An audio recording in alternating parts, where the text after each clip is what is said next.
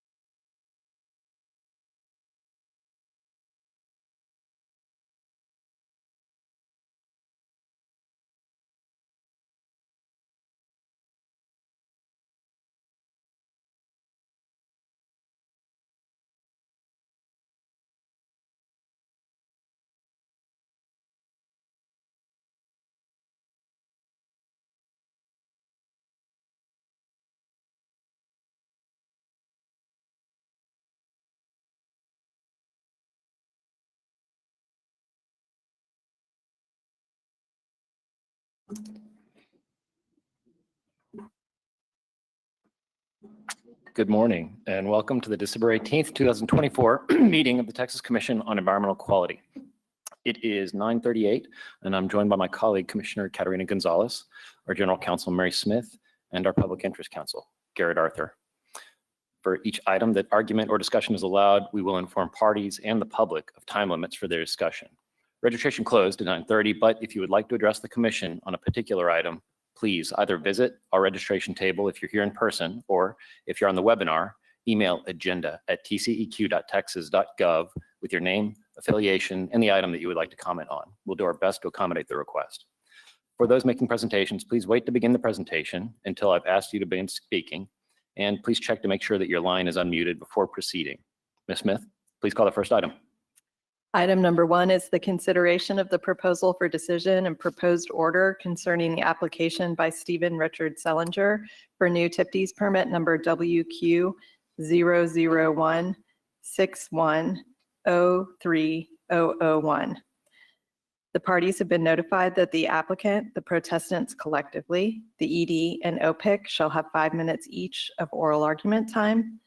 The applicant should speak first and may reserve time for rebuttal as the applicant bears the burden of proof on this matter. And so at first we'll call the applicant. Is Mr. Sellinger, Stephen Richard Sellinger, on the line or present to participate?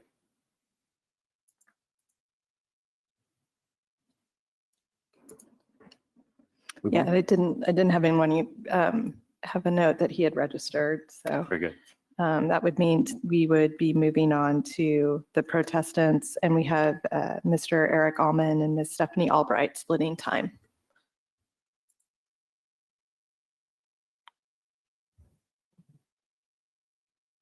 Good morning, Could you hear your mic, Mr. Allman? Good morning, Commissioners, General Counsel, Public Interest Counsel, and Executive Director. This is another matter where even applicant who simply does not take the TC process seriously. They assume that the agency is here to grant his permit. He does not bother to engage counsel. He does not bother to even appear at this meeting. He has no respect for this process. I think it's important to recognize that. I am here to address both whether the operator was on the application and nutrient impacts of the proceeding. Counsel for the county will follow me addressing dissolved oxygen impacts, the modeling accuracy, and the incompatibility of the development with the proposed wastewater facility. Now, your rules provide that it's the duty of both the owner and the operator to submit an application for a permit. This is part of your rules and was also noted by the Supreme Court of Texas in the case involving Maverick County. There's good reason for this. One day, the operator will be the one responsible for operation of the facility. When a violation occurs, the federal rules implemented through the state rules intend to make sure that you have someone to seek enforcement against. If you don't have the operator as a permittee, it will make enforcement of the permit extremely difficult. The evidence in the record is conclusive that you do not have the operator before you. Neither the executive director nor the ALJ even contend that this rule is met. They both say, well, the prima facie presumption solves that for the applicant. It may not be true, but we don't have to pay attention to that. Now, what they say is that the issue was raised too late. The proper cure, if that was the case, would be a remand to the executive director to fix the problem in the application with new notice, because that would be an amendment of the application requiring new notice of the application. That was not requested, nor was it done. And I do want to make a note on this allegation that somehow the protestants have a duty to conduct cross-examination on an issue to raise it. Texas courts have been clear, when a plaintiff has elements it's supposed to prove, the defendant has no duty to somehow open the door for rebuttal or redirect to aid a defendant, to aid the plaintiff in doing that. This concept that somehow we have to cross-examination, to conduct cross-examination on an issue simply has no grounding in Texas law. Now, it would be arbitrary and capricious for the agency to issue a permit that does not comply with the agency's rules. This permit does not comply with the agency's rules. The lack of an operator as an applicant justifies denial of the permit alone. As to nutrient impacts, a proper consideration of the factors under your screening criteria would require a more stringent phosphorus limit here. The screening criteria performed did not account for the clarity of the water downstream. It did not account for the very little shading of the water, did not recognize the perennial pools downstream. It did not evaluate the full 7 miles that was supposed to be evaluated. Had it been done properly, the average value would have been 3.6, not 2.6. A nutrient criteria, given the sensitivity of the downstream ponds, some which are owned by my clients, should have been included within this application. For that reason, the application should be denied. As we're here to tell you, with the applicant not even here to make its own case, I would defer any remaining time to the counsel for the county.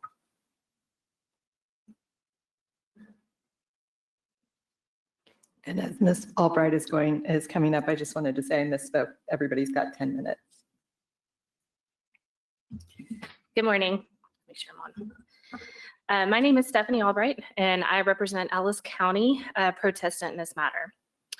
The county asked that the commission deny the permit application because the proposed permit will violate the Texas surface water quality standards, and the draft permit is not protective of human health, terrestrial life, and aquatic life. The first issue is that the draft permit is not protective of water quality. Specifically, the dissolved oxygen levels in the receiving waters will be negatively impacted by the proposed discharge. When modeling projected impacts of a proposed discharge to dissolved oxygen levels in the receiving stream, TCEQ staff uses standard modeling defaults as modeling inputs versus the actual stream measurements. These standard modeling assumptions used as inputs are numbers derived from mean values of streams across the state. They are intended to be representative of what is a typical Texas stream for modeling purposes. However, these modeling inputs are not measurements of a typical stream, but instead are an average of dimensions of streams across the entire state and do not reflect actual conditions in most cases. It was confirmed in cross-examination that if site-specific measurements of the receiving waters were different than the modeling assumptions, then the modeling results may be impacted and may not be relied upon. When site conditions differ significantly from the standard modeling inputs used by TCEQ, TCEQ's modeling results may not be relied upon to show that water quality is adequately protected. In this case, the modeling assumptions used by TCEQ as inputs are shallower and wider than the actual dimensions of the receiving stream. These modeling inputs significantly overestimate the surface aeration of the receiving waters, which results in modeling results that inaccurately predict a higher dissolved oxygen concentration that will actually be observed from the proposed discharge. In contrast, in modeling conducted with actual measurements of the receiving stream, the county's expert has shown that the impact of the proposed discharge on dissolved oxygen in the receiving streams will be lower than what was modeled by TCEQ staff using standard modeling inputs. Using these site-specific measurements taken by the county's experts as modeling inputs, the county has shown that the proposed discharge will cause a violation of the Texas surface water quality standards for dissolved oxygen and will not be protective of aquatic life in the receiving streams. The standards do not require that a proposed discharge be protective of a typical standard stream. Instead, the standards require that this discharge will not degrade the actual receiving waters contemplated in the draft permit. When, as in this situation, the measurements of the receiving stream are significantly different from TCEQ's assumptions, the only way to adequately assess the impact of the proposed discharge is to utilize site-specific data. In this case, modeling results using site-specific data shows that the proposed discharge will negatively affect the dissolved oxygen levels in the receiving stream. Although TCEQ is not required to obtain site-specific information, nothing prohibits TCEQ from getting this information either in site visits themselves or from the applicant when they can see that there are deviations like in this case. If issued, the draft permit will not be protective of surface water quality and will violate the Texas surface water quality standards. The second issue that we address is that the draft permit is not feasible with the development, and it's not compatible with the wastewater facilities in the draft permit and the proposed development. The county recognizes that development plans can change, but when filing a permit application for a wastewater permit, the proposed project must feasibly align with the facilities for which the applicant is seeking to be approved by the TCEQ. In this case, the wastewater facilities are in conflict with the proposed development plans, and they may not be feasibly operated. First, and most concerning, the proposed development plans have houses located in the wastewater discharge route that is detailed in the application. This is not feasible or legal, and as Mr. Allman talked about in respecting the application process, the idea is that if you have a proposed development, it should be able to accommodate the wastewater facilities that you're putting in an application. The proposed plan of development also conflicts with the buffers and setbacks that are required as the permit conditions. Further, the amount of homes and roads that are necessary to support the development would interfere with the current discharge route. The county's applicant has shown that with the houses that are required, the roads that are required, and the requirements of the wastewater application or the wastewater permit, that would mean that the discharge route would have to be moved, and it would need to be moved, the discharge point, and also typically the discharge route would have to be moved. And making these changes to the discharge point or the discharge route would impact the analysis and the modeling that the draft permit relies upon. Again, developments can change through the development process, which means that the developer could have also changed the proposed development to accommodate the wastewater facilities that he's asking for approval of today. However, when filing this application, the applicant should be able to show that the wastewater facilities are both sufficient for the proposed development and are feasible within the proposed development. And the applicant has not done so in this matter. The applicant is instead requesting approval of a wastewater discharge permit that is not feasible for the development as proposed. For these reasons, and for all the reasons provided in the county's closing arguments, the county urges the commission to deny the application. Thank you. Thank you, Ms. Smith. Who's the next party? We'll go to the ED next. Good morning. Sorry. Good morning, Commissioners, General Counsel, and Public Interest Counsel. I'm Allie Swallow with the Environmental Law Division. With me today is Deb Adetta and Greg Easley with the Water Quality Division. The Executive Director supports the Administrative Law Judge's conclusions on all 8 agreed issues. The ALJ found that the draft permit is protective of water quality in accordance with applicable Texas water quality standards, complies with applicable location standards, and buffer zone requirements. The ALJ also found that protestants failed to provide sufficient evidence that the application was defective or that the draft permit violates a specifically applicable state or federal requirement. The ALJ recommended that the Commission issue the draft permit and adopt all findings of fact and conclusions of law contained in the proposed order. The Executive Director agrees with the ALJ and respectfully recommends that the Commissioners adopt the ALJ's findings of fact and conclusions of law, grant the application, and issue the draft permit. Thank you, and we are available for questions. Thank you. I don't see any questions. Next, I believe we'll hear from OPIC. Good morning, Commissioners, General Counsel, Executive Director. My name is Eli Martinez with the Office of Public Interest Counsel for the record. We participated in this case and have reviewed the evidence, briefings, and proposal for decision. While we generally agree with the Administrative Law Judge that the applicant met his burden on most of the issues presented, we continue to disagree that sufficient modeling and analysis was conducted on the issue of dissolved oxygen limits. Therefore, we cannot recommend that the PFD be adopted or the permit granted in the absence of a review that considers the site-specific information introduced by Ellis County. The Texas Surface Water Quality Standards require that dissolved oxygen concentrations be sufficient to support existing, designated, presumed, and attainable aquatic life uses, and that nutrients from permitted discharges or other controllable sources not cause excessive growth of aquatic vegetation that impairs an existing, designated, presumed, or attainable use. For this application, a Qualtex model was used for the unnamed tributary and 4 Mile Creek. The model is uncalibrated in that it does not use site-specific field information from multiple locations, such as real-time flow, water temperature, hydraulic, and water quality data, and most importantly in this instance, utilizes default modeling inputs to determine stream dimensions, velocity, and flow characteristics. Those inputs are mean values derived from a statewide survey rather than actual data gathered from the discharge route. OPIC acknowledges that such default inputs are approved for use by the TCEQ and EPA, and in most instances, they are a sufficient surrogate for ground conditions. However, at the hearing, Ellis County's expert, Tim Austin, called the default inputs into question based upon a site visit and channel measurements conducted by his company, which demonstrated that the default inputs define the stream too wide and too shallow to represent the actual stream geometry of the receiving waters, particularly in Reach 1, which is the unnamed tributary, and Reach 2, which is 4 Mile Creek. The consequences of defining a stream that is too wide and too shallow is to overestimate surface reaeration and therefore overestimate the resulting predicted dissolved oxygen concentration.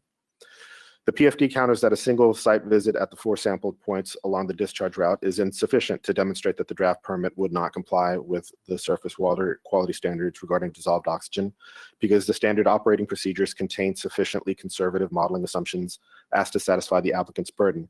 However, stream dimensions could be different than what is represented by the default model inputs, and stream characteristics could impact dissolved oxygen, as was testified to by Dr. Liu on behalf of the Executive Director. OPIC continues to hold the position that where site-specific data has been presented that may impact dissolved oxygen analysis, the data should be modeled to demonstrate that the requirements of the water quality standards have been met rather than categorically relying upon the notion of conservative standard operating procedures margins. Site-specific data is more accurate as to local impacts and should have been used to inform the model that we rely upon to determine compliance. In the absence of these inputs, we cannot agree that the applicant's burden has been met with respect to this issue.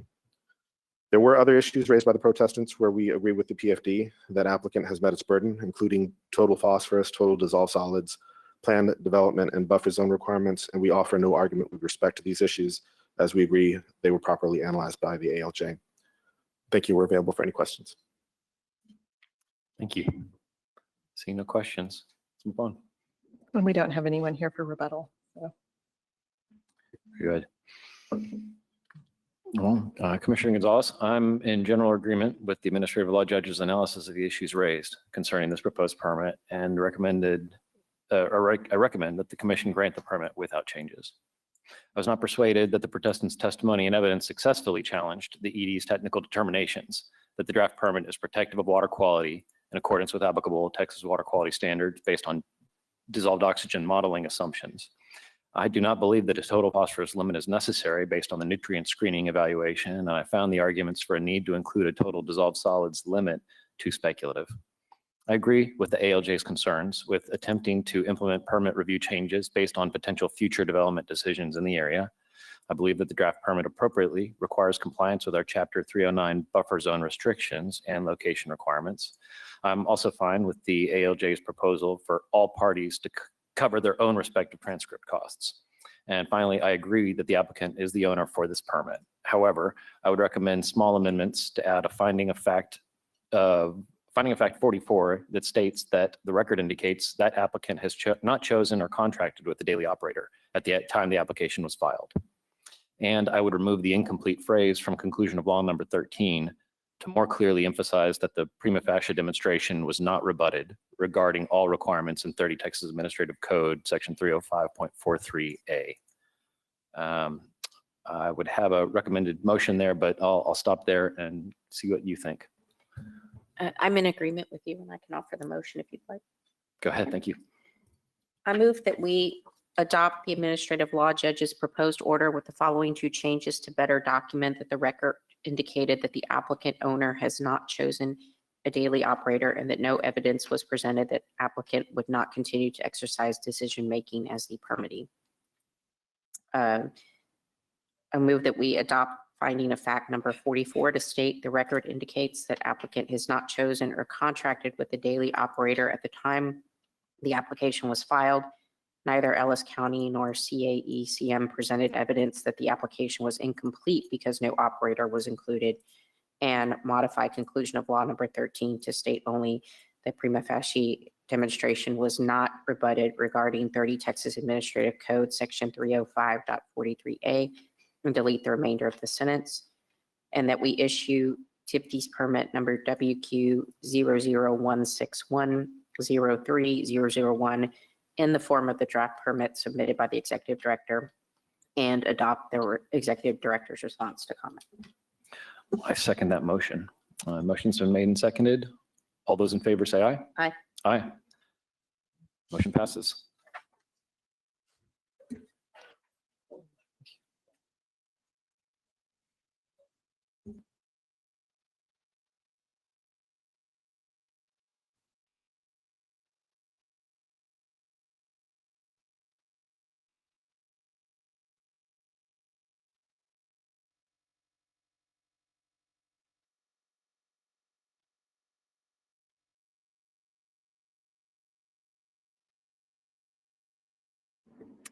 Item number 2 is the consideration of the application by Clear Utilities LLC for new TIPD's permit number WQ 00163-60001. The parties have been notified that the commissioners will not take oral argument but may ask questions, and those who have signed in will be noted for the record. As a reminder to those members of the public watching, we follow a two-part analysis in considering requests for hearings under applicable to Senate Bill 709. And first is the affected person analysis. For this one, we have a number of hearing requests filed on Clear Utilities TPDES application, as well as 2 requests for reconsideration. This is a relatively small proposed discharge at 75,000 gallons per day. For a wastewater discharge permit application, to meet the requirements for effectiveness under our Chapter 55 rules, hearing requesters must state how the requester will be impacted by the proposed facility in a manner different than the general public, raise relevant and material comments during the comment period, and raise relevant and material issues in their hearing request. In reviewing the hearing requests and applying the Chapter 55 rules, I find that only Robert Martinez has established effectiveness, and I would recommend that we grant his hearing request and refer the application to SOA for a contested case hearing. The other hearing requesters either failed to state how they were personally affected, failed to timely file comments, or raised no issues in their hearing requests. Commissioner Gonzalez, I'll stop to hear what you think. I'm in agreement. Thank you. Moving on to the second part of our analysis on issues. Robert Martinez raised issues concerning water quality, odor, and impacts to human health. These issues are within our jurisdiction to consider in this matter, so I would recommend sending all 3 of those issues to SOA. I would also deny the request for reconsideration in this matter. I don't believe that they bring up new relevant material information for the commission to consider. Finally, I believe this application is appropriate for an ADR referral and would include that referral as well as a 180-day hearing duration in the matter. I'm in agreement as well. Thank you. I'll make the motion. I move that we grant the hearing request of Robert Martinez, deny all remaining hearing requests and requests for reconsideration, refer the application to SOA for a contested case hearing on the following issues with a concurrent referral to the TCEQ's Alternative Dispute Resolution Program. A, whether the draft permit is protective of water quality, including surface and groundwater quality, in accordance with applicable regulations, including the 30 Texas Administrative Code, Chapter 307, Texas Surface Water Quality Standards. B, whether the draft permit adequately addresses nuisance odor in accordance with 30 Texas Administrative Code 309.13. And C, whether the draft permit is adequately protective of the requesters and their families' health. Finally, move that we set a hearing duration of 180 days from the date of the preliminary hearing until the proposal for decision is issued. I second the motion. Motion's been seconded. All those in favor say aye. Aye. Aye. Motion passes. Move on to item 3. Ms. Smith, you can call the. Well, let folks get a chance to come up to the table.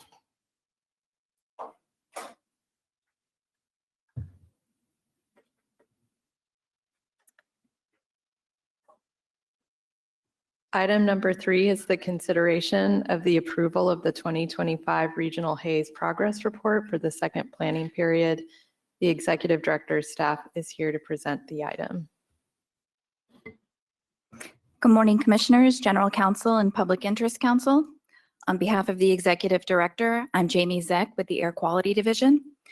John Minter with the Environmental Law Division is joining virtually, and other Air Quality Division staff are with me here and virtually.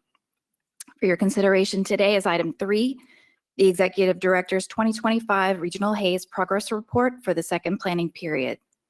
The report addresses federal requirements to assess the state's progress toward meeting the visibility goals established in the state implementation plan for mandatory federal Class 1 areas. These are national parks and wilderness areas with special air quality and visibility protection under the Clean Air Act. If approved, the progress report will be submitted to the United States Environmental Protection Agency, and staff respectfully recommends approval. We're available to answer any questions, and we thank you for your consideration. Thank you, Ms. Zeck. See no questions. We'll move on. And no, oh, let me double check on this one, but we have Cyrus Reed here to comment on the item.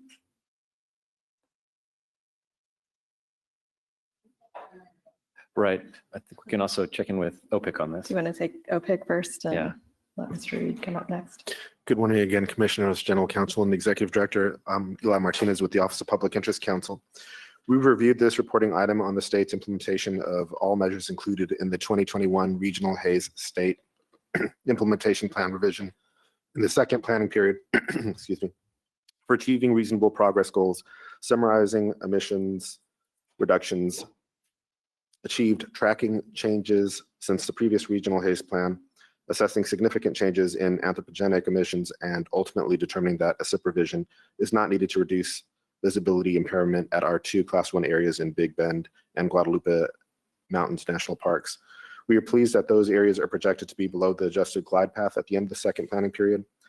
Public participation was properly sought out, though ultimately no comments were received, and we do not have any disagreement with staff's work on this item, and therefore recommend approval of the report. Thank you. We're available for any questions. Thank you. And I understand Mr. Reed left. Understood. Well, no other item, no other comments or input from people. I'll open it up to just say it's good to see that the visibility in Texas's Class 1 areas is continuing to improve. And I want to recognize and appreciate all the work that went into developing this report. It's a necessary step to comply with our federal Clean Air Act obligations, and I recommend we move forward with this item. Yeah, I'm also pleased to see some progress on that as well. And I move that we approve the 2025 Regional Haze Progress Report for the second planning period as recommended by the ED. I second that motion. All those in favor say aye. Aye. Aye. Motion passes. Thank you.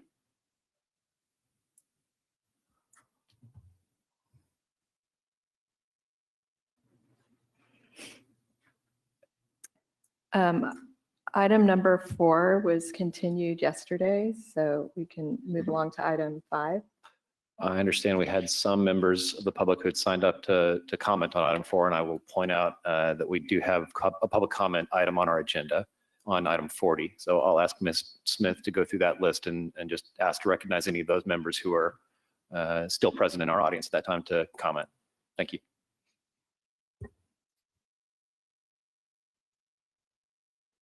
Okay, that will take us to item 5 then.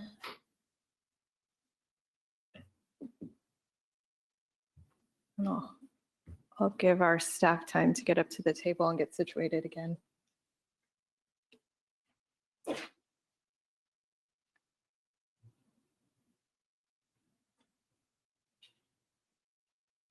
So item number 5 is the consideration for approval to publish and solicit comment on 2 draft total maximum daily loads for indicator bacteria in the Halls Bayou Tidal and Willow Bayou watersheds. And the executive director staff is here to present.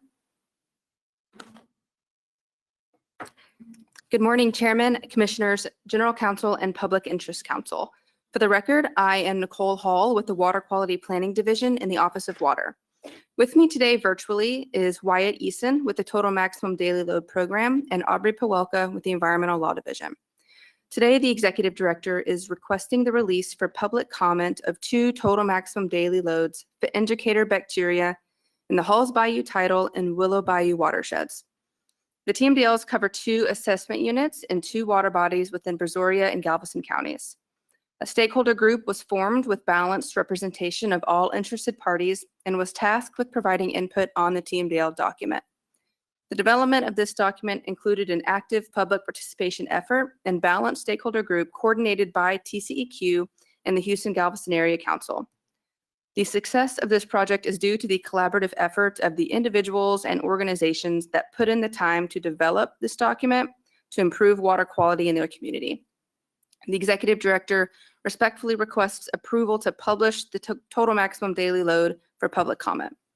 Permission is also requested to make non-substantive and clerical corrections if needed before providing the documents for public notice.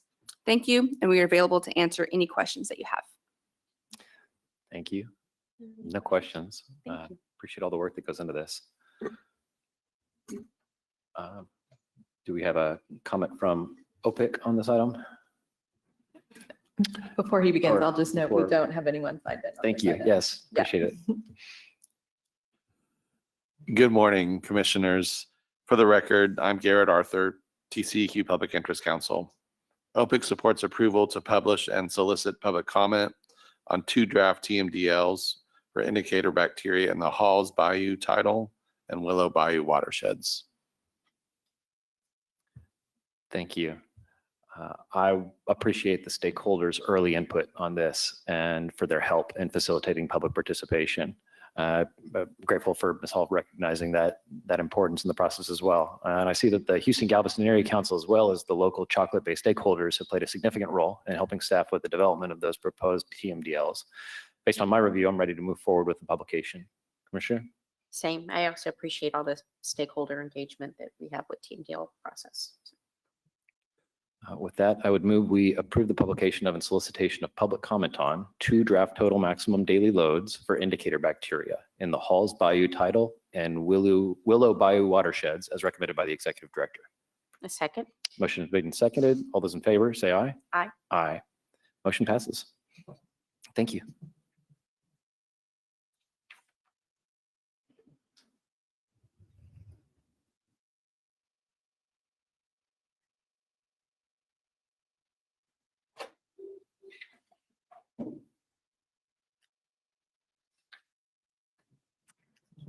Okay, well, that takes us to our enforcement docket. And those are items 6 through 35. And we have the executive director staff here to present these items. Good morning, Commissioners, General Counsel, and Public Interest Counsel.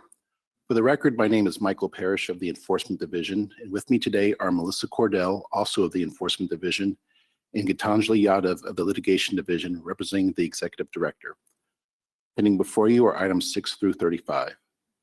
The total assessed administrative penalties are $942,438, with $119,760 deferred, $310,889 applied towards supplemental environmental projects, and $511,789 to the general revenue.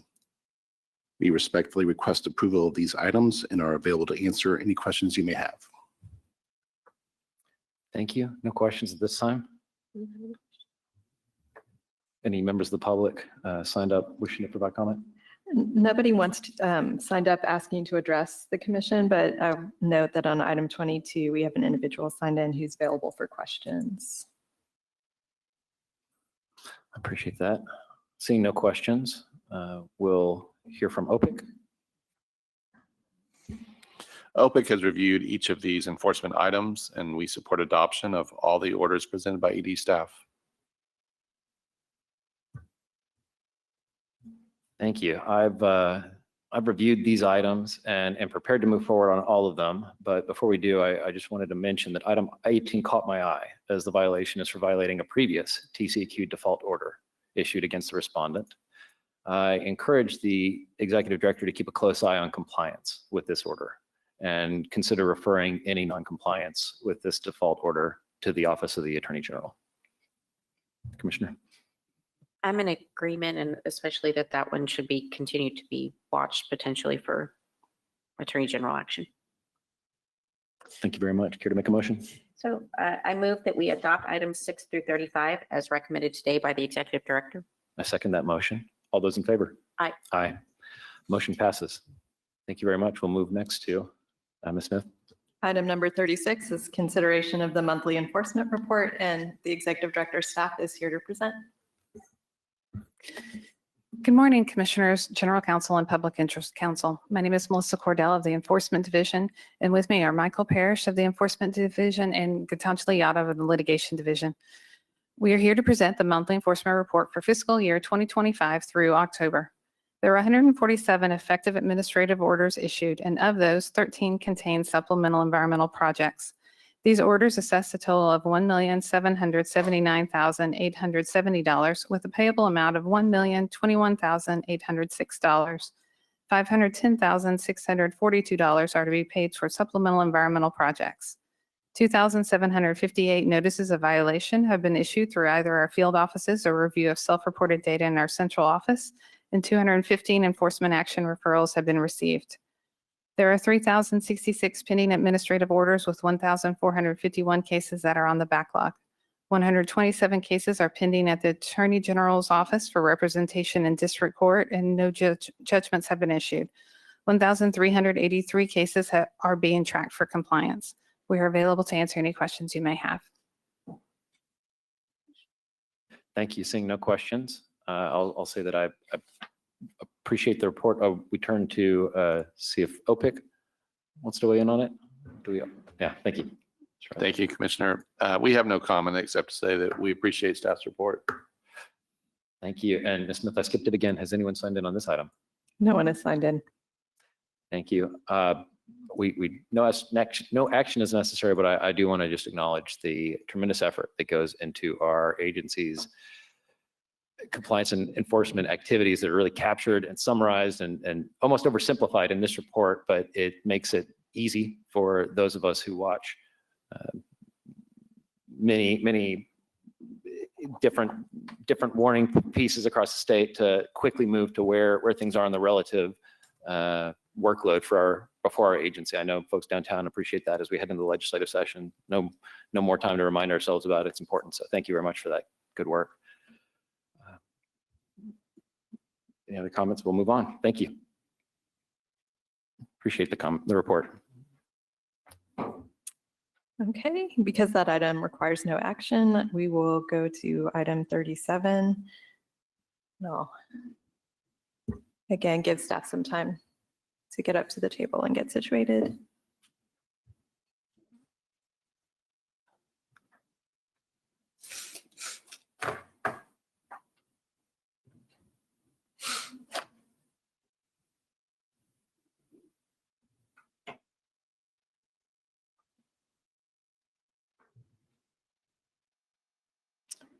Item number 37 is the consideration of the adoption of proposed amendments to 30 Texas Administrative Code Chapters 290 and 291 regarding public drinking water and utility regulation.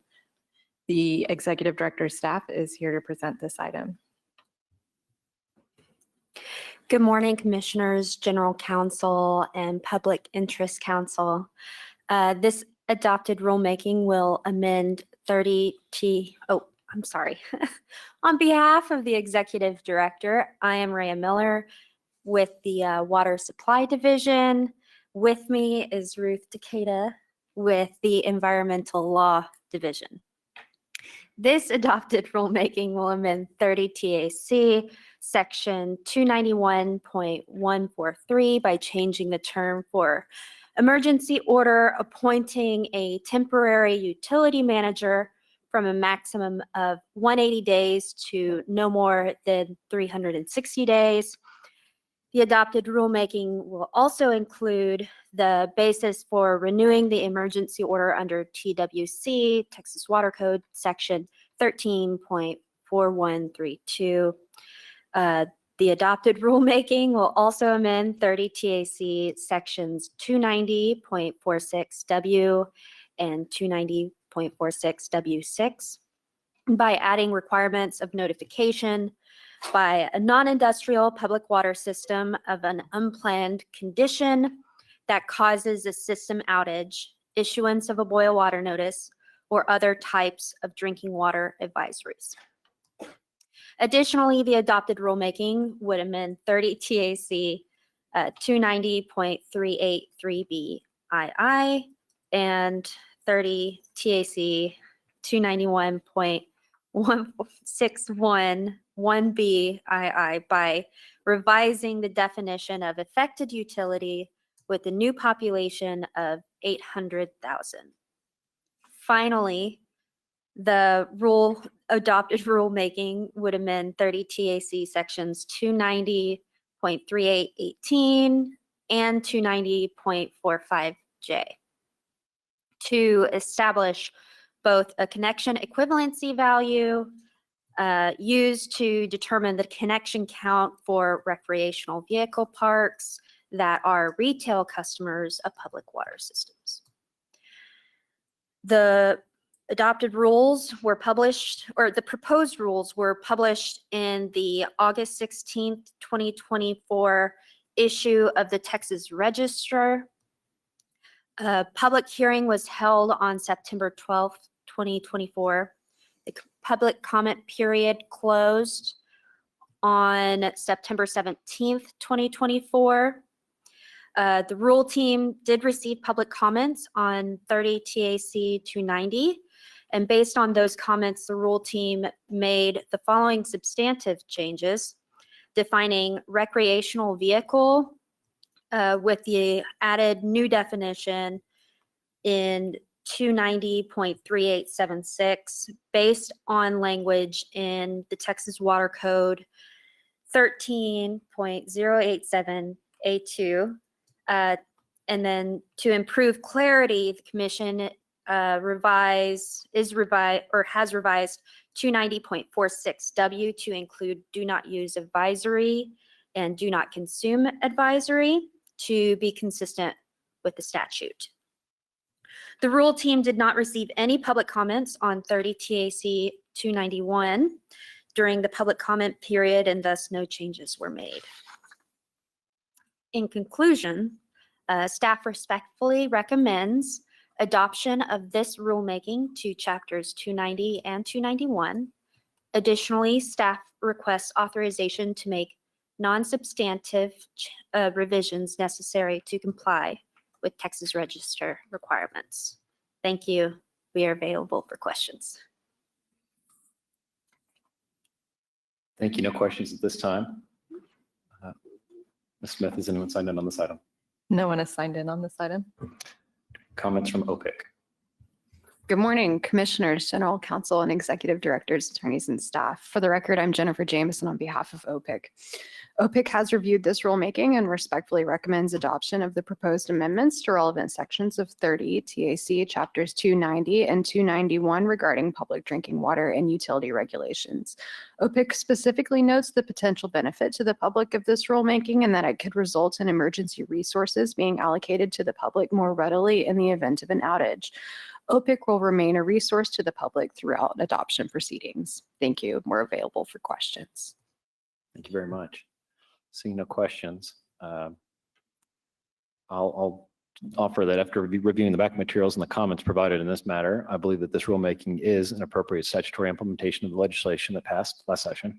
I also think that the relatively minor revisions made to this rulemaking in response to comments provide clarity to the rules. Accordingly, I would adopt this rulemaking as recommended by the Executive Director. Commissioner Gonzalez? I'm in agreement, and I move that we adopt the amendments to 30 Texas Administrative Code Chapters 290 and 291 as recommended by the Executive Director. I second that motion. All those in favor? Aye. Aye. Motion passes. Thank you very much.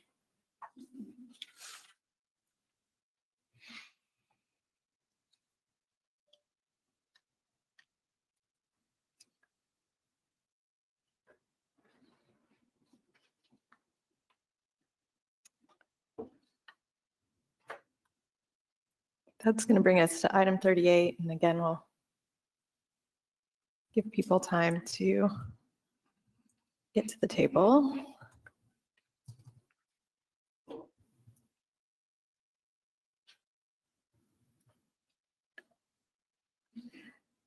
Item 38 is the consideration of the adoption of amendments to 30 Texas Administrative Code, Chapter 331, regarding underground injection control.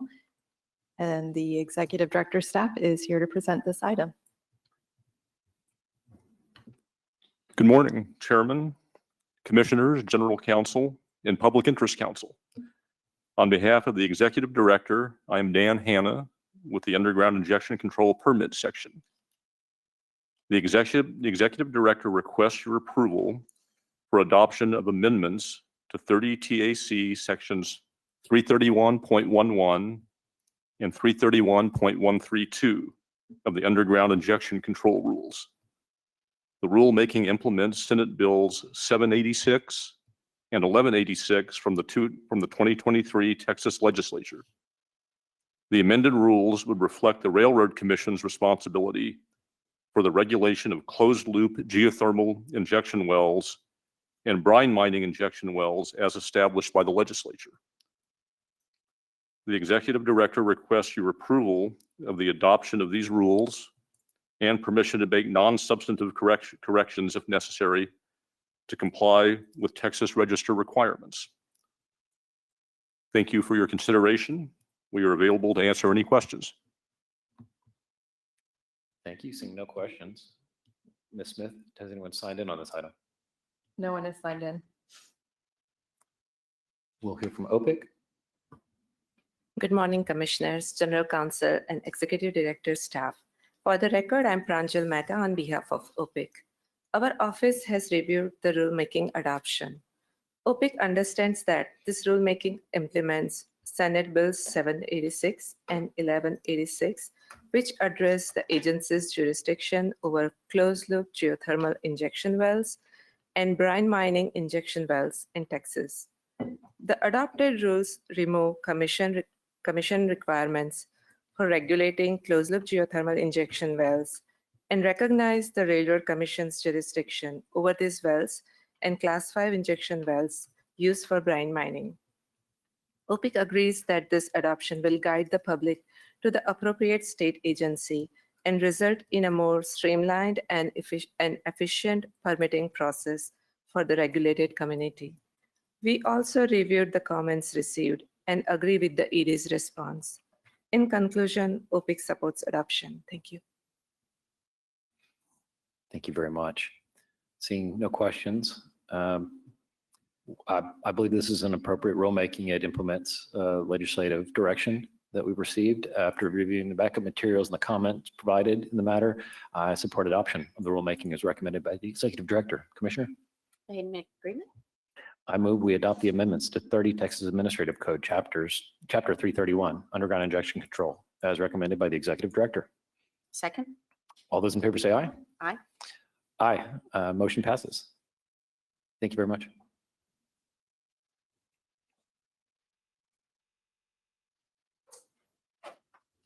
One final rule matter. We'll wait and I'll let Ms. Smith call that up when staff have gotten landed.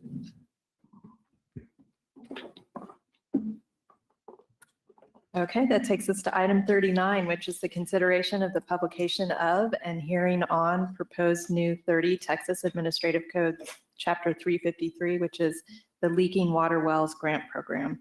And the Executive Director of Staff is here to present this item. Good morning, Commissioners, General Counsel, and Public Interest Counsel. On behalf of the Executive Director, I am Cindy Hooper with the Water Availability Division, and with me today is Stephanie Escobar, also with the Water Availability Division. Available by phone is Kayla Murray with the Environmental Law Division. This rulemaking proposal will create new 30 TAC Chapter 353 and establish the Leaking Water Wells Grant Program.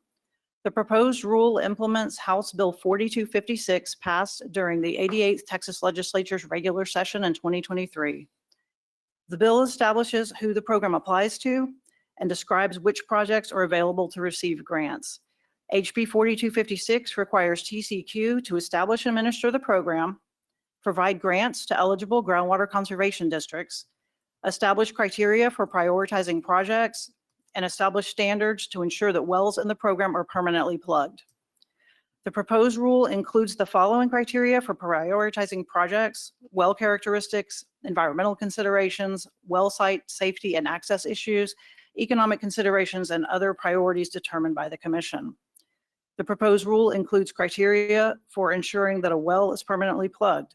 As required by the statute, the plugging criteria in the proposal was established in consultation with the Railroad Commission of Texas. A public hearing will be offered on this proposal in Austin on January 29th, 2025. Staff respectfully recommends approval to propose the publication of and the hearing on Title 30 Texas Administrative Code, Chapter 353. We also respectfully request permission to make non-substantive changes to comply with the Texas Register requirements. Thank you, and we're available for questions. Thank you. Seeing none, we'll move on. Ms. Smith, anyone signed in to discuss this item? No one has signed in for this one. Thank you. Any comments from OPIC? Good morning, Commissioners, General Counsel, and Executive Directors, Attorney, and staff. For the record, I'm Jessica Anderson on behalf of OPIC. OPIC has reviewed this proposal for rulemaking and respectfully recommends publication. Texas Water Code Chapter 28, Subchapter E requires TCEQ to establish and administer a leaking water wells grant program, and for the Commission to establish by rule criteria for prioritizing projects eligible to receive a grant under the program. OPIC further notes that members of the public would benefit from the cessation of surface and groundwater contamination that is associated with leaking water wells. Thank you, and I'm available for any questions. Thank you very much. Seeing none, I had One clarifying question I think ED staff may be most appropriate to weigh in on. And I know it's not explicit or stated anywhere in either the rulemaking or the legislation that was passed, but is it your understanding that P13 wells, former oil and gas wells transferred to water wells are at the heart of the public interest and the legislature's interest on this matter? I believe so. They were certainly discussed during the development. P13 wells and also wells that are pre the paperwork that a P13 really calls for. Those wells would meet the criteria probably under this rule. There might be others, but yeah, that's what we understand the main Thank you. thing to be. Thank you very much. For my part, I want to acknowledge that this sort of rulemaking represents what could be a very potentially, what I believe is a very important, very potentially big issue for our state, for our agency. And our agency is in a very precarious and indirect spot to direct and provide grant support here. So I'm cognizant of the real challenge that lies ahead. I'm confident seeing part of our agency that's teed up to equipped to handle it. I'm also a little worried knowing how overtaxed that part of our agency already is on so many of the critical and urgent discussions we are addressing in regards to water, the adequacy of that supply. Commissioner Gonzalez, do you have any questions or issues? No. I'm happy with where we're at with this proposed rulemaking, and I'm ready to move forward and hear what the public thinks about it. I would move we approve the publication of and hearing on proposed new 30 Texas Administrative Code Chapter 353, Leaking Water Wells Grant Program, as recommended by the Executive Director. Second. All those in favor say aye. Aye. Aye. Motion is passed. Thank you. Thanks.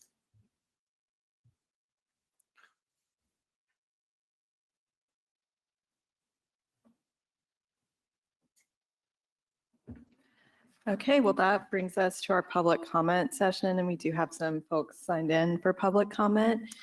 During our public comment session, the commission may receive comments from the public on matters within their jurisdiction, the jurisdiction of the agency in accordance with Texas Water Code Section 5.112. The only things that they can't hear about are pending permit matters or other contested cases, such as enforcement cases.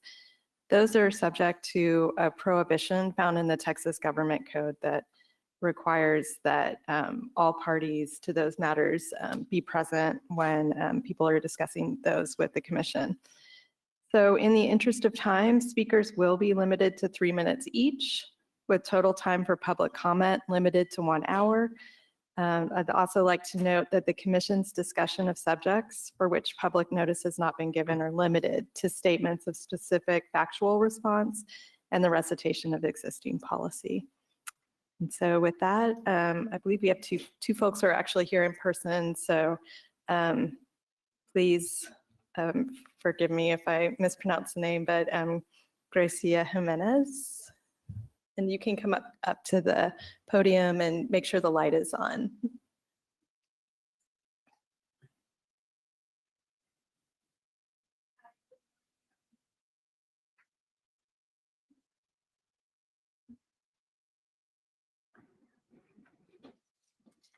So did you say I can't talk about pending permits? Correct.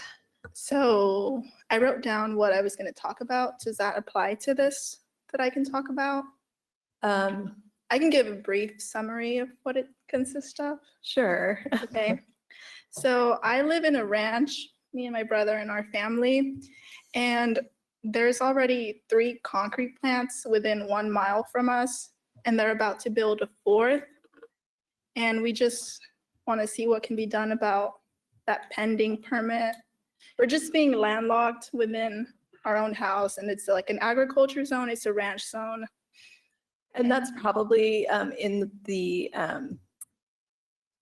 zone of what they can't hear about without having the permittee here as well. So since it's not noticed, but if you want to talk to Mr. Arthur or one of his staff afterwards, he can talk to you about like ways to participate and get those comments in front of the commission. Okay. Okay. Thank you for hearing me. You're welcome. Ms. Smith, is the concerns that I'm hearing towards a type of permit, generally the co-location, that issue without getting into the specific individual permits, is that permissible or is that too close to skirting the line? Right. I think generally speaking, if you want to talk about location of permits, generally speaking, that could be something if you wanted to make a comment on. So if there's a prepared comment where there's an individual name you can't say, but you can just say these types of permits, I think we'd be able to hear a little more about what you were prepared to speak about today. But I appreciate you respecting the constraint that we have. You want to think about it? I can call some other people too and come back. Okay, that's what I'll do. So online, I believe we have Errol Summerlin. Ms. Summerlin, are you here? If you can unmute, go ahead and speak. We're ready to hear from you. Can you hear me, sir? Hello? You might Hello? try unmuting or try speaking again. We're not hearing you.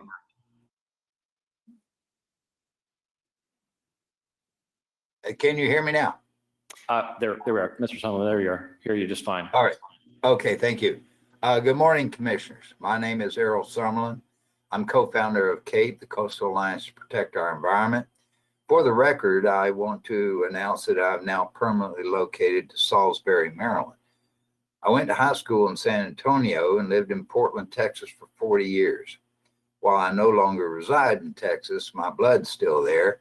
A distant cousin born in Tennessee traveled to Texas at the age of 18 with Davy Crockett. Their destination, the Alamo, where on March 6, 1836, Augustus Spain Summerlin gave his life for Texas. I love the state of Texas, its plains, rivers, mountains, and canyons, and I simply cannot stand by and accept the Commission's support for the degradation of the land and waters in this ever-increasing quest for energy dominance by those in power. While I left willingly, it was not without purpose. Driven by the fear of losing a child to cancer, my wife and I were compelled to leave. And as this year ends, the physicians, guided by the hand of God, restored hope for that child and added time to love her even more. So it is a season to rejoice and take stock of our blessings. And it is a time for me to take this moment to thank the many hardworking staff of the TCEQ. I know many began their careers with high hopes of making a serious commitment to the environment and public health, only to be constrained in their work by the acts of the legislature and the power wielded by industry. And gosh knows the local enforcement divisions are overwhelmed with deviations, malfunctions, and unpermitted emissions and discharges. A shout out to them, and especially Susan Cluis in Corpus, who has served the citizens of Corpus Christi for 36 years. She and her small staff have their work cut out for them in the years ahead. So the battle rages on in Texas, our own Alamo in the coastal bend. I will continue to do what I can from here to slow down the destructive path we are on. I'm convinced the future of our world and Mother Nature's response to what we have done to her has and will be dependent upon the battles being fought on her behalf in Louisiana and Texas. The geopolitical conflicts that we will surely encounter in the coming months and years will be energy dominant.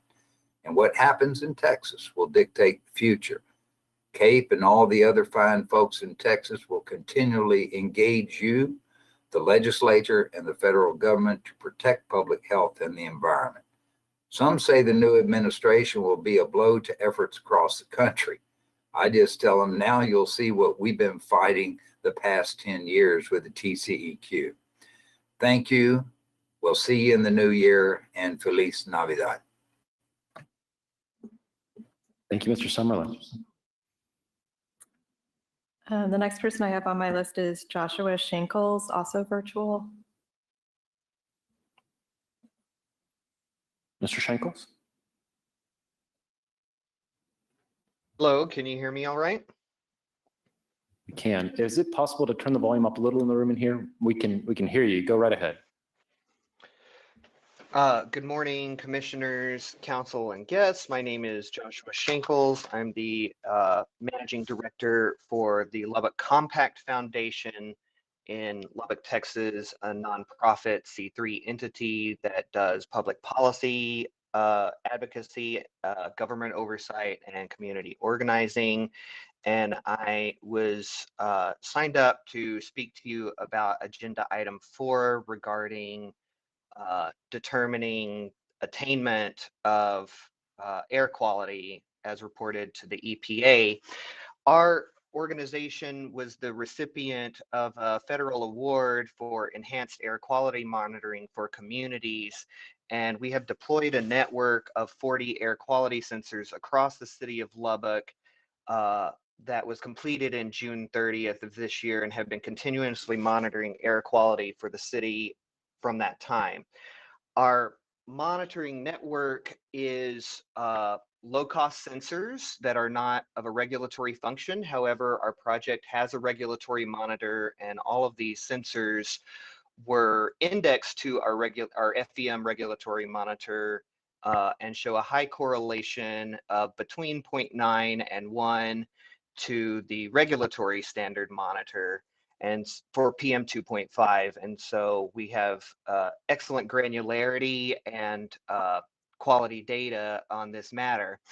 I want to advise the commission that the methodology proposed on agenda item 4 for making determinations of attainment of air quality standard is at best flawed and at worst a misrepresentation. As it stands right now, as we speak, the TCEQ monitor for Lubbock County is reporting negative 0.5 micrograms per meter cubed, which, as you and everybody is well aware, a negative particulate count in the air is not a scientific possibility. More than 7 monitors of our network record average microgram per meter cubed value of higher than the suggested 9 micrograms per meter cubed under the EPA's changes and over the course of our monitoring period. And as it stands today, 11 of them are reporting values over the suggested standard. So I would like the commissioners to consider that what we're finding is not in accord with what, in Lubbock County at least, and surely we cannot be the only metro area with this condition, is not in accordance with the suggested methodology for making determinations on air quality standard. I would thank you for your consideration and for the opportunity to speak on this matter. Thank you, Mr. Schenkels. And then we have Jane Voissard. Sorry if that's a poor pronunciation, also virtual.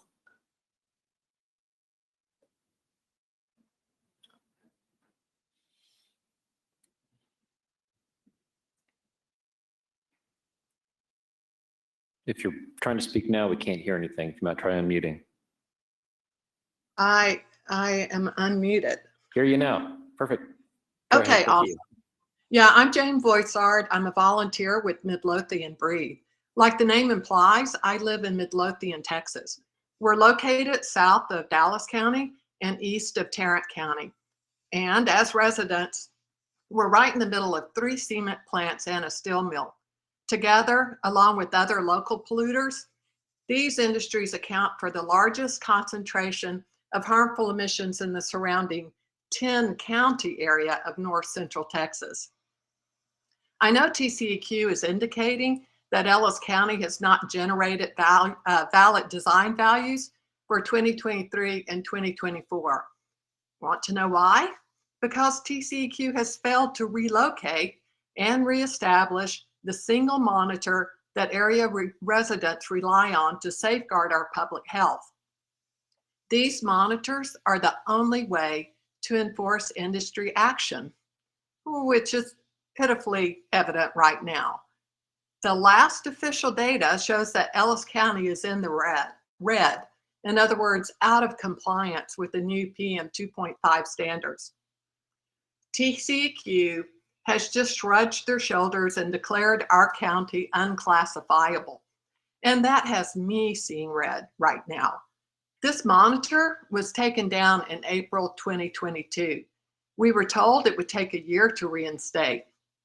But no, it hasn't just been a year or even 2 years. We're coming up on 3 years. It's TCEQ's responsibility to generate this data. Whatever obstacles they've encountered, just don't count at this point. If they have this much trouble locating a new site, we should have backup sites identified ahead of time, especially for high polluting areas like ours. Of course, TCEQ cites lack of data to account for their decision to shield Ellis County Industries from participating in the non-attainment plan. But isn't it curious that the lack of data is TCEQ's fault?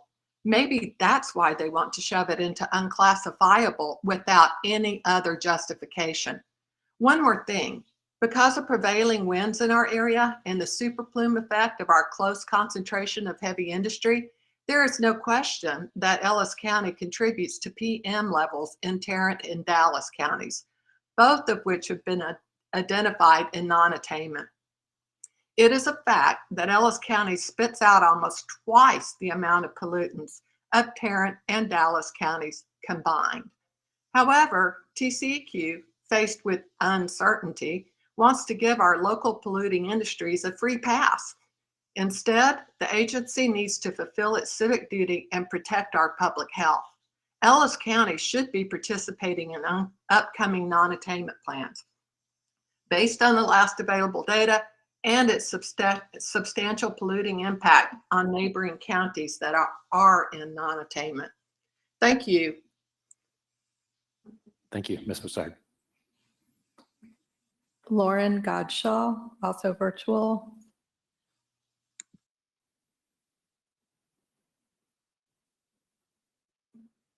Ms. Gottschall, if you're speaking, please try unmuting your mic.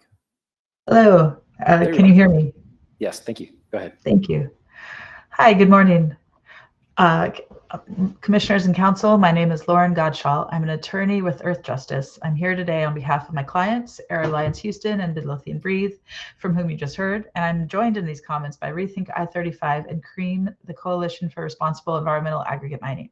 We prepared these comments in response to Agenda Item 4, which I understand has been continued. I agree that the commissioners do need to take a long, hard look at what has been proposed.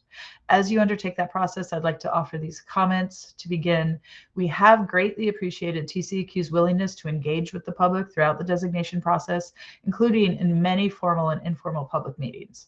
However, I cannot overstate my client's collective disappointment when, after this public process, TCEQ ended up disregarding public input, federal and state monitoring data, and most importantly, the EPA guidance document, when proposing only 4 counties as being in non-attainment. TCEQ's initial communication suggested that preliminary design values indicated possibly a dozen or more counties were averaging PM 2.5 emissions over this new 9.0 standard. These are federally approved monitors. One thing that TCEQ did do was claim that it could preemptively remove a federally approved monitor in Travis County as being not reflective of local air quality. That monitor was placed by the state in compliance with federal guidelines, has been included in TCEQ's state monitoring plan year after year, and has been approved year after year by the EPA as a local air quality monitor. To decide now that it is inaccurate when the only thing that has changed is a reduced PM standard feels highly inappropriate. Another thing that TCEQ has done is rely on modeling and data submitted in the public comment period by Ramble Corporation. It is very unclear to us from the record whether TCEQ conducted its own modeling analysis or whether it accepted that third-party submission merely at face value. And in its comments, Ramble did not identify the client that paid for its work. The 4 proposed areas of non-attainment are strictly set along county boundary lines.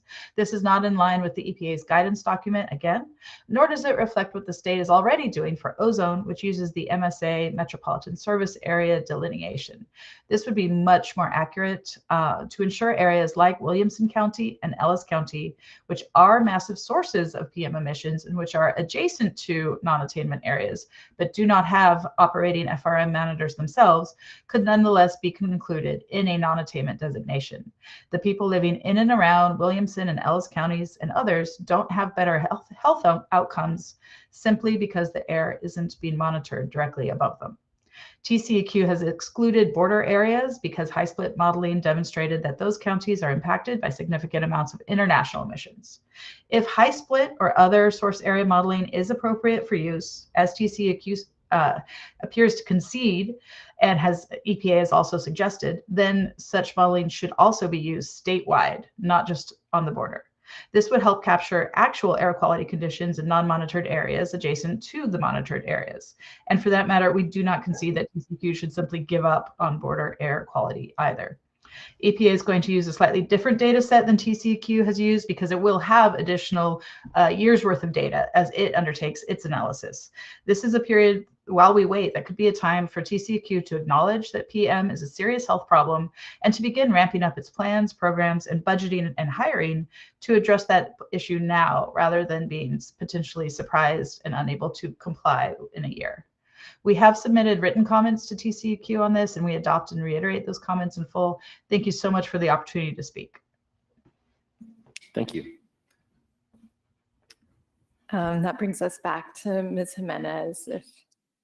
If you have some remarks or, okay.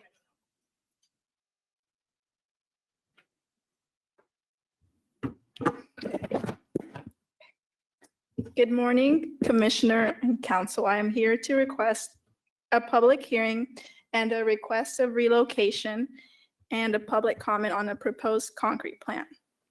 So there are currently 20 public comments on this pending permit, with more to come as this will affect a large community. So I think we might be getting a little too much into it. What you can talk about is more like broadly, like if you had concerns about how, about location or something like that, but we can't talk about a specific permit.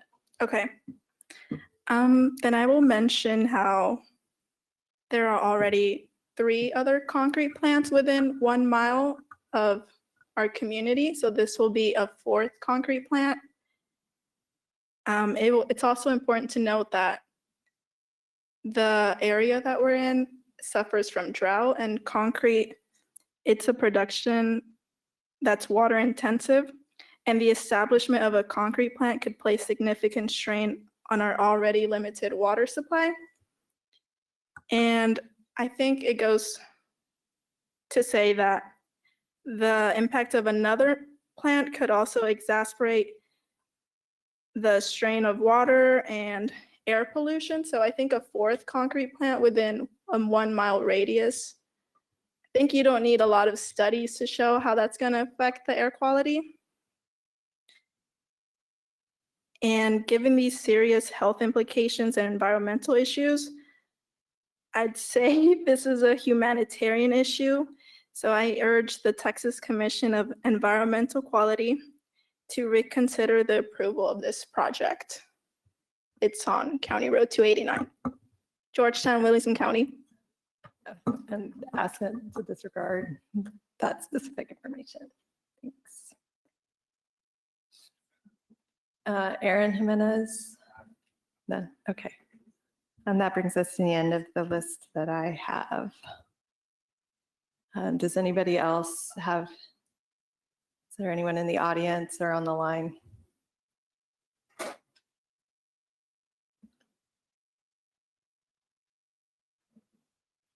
Thank you. We'll move on. The remaining items are for executive session, but the commission will not be meeting in closed session today. This concludes this meeting on the Texas Commission on Environmental Quality. Thank you all.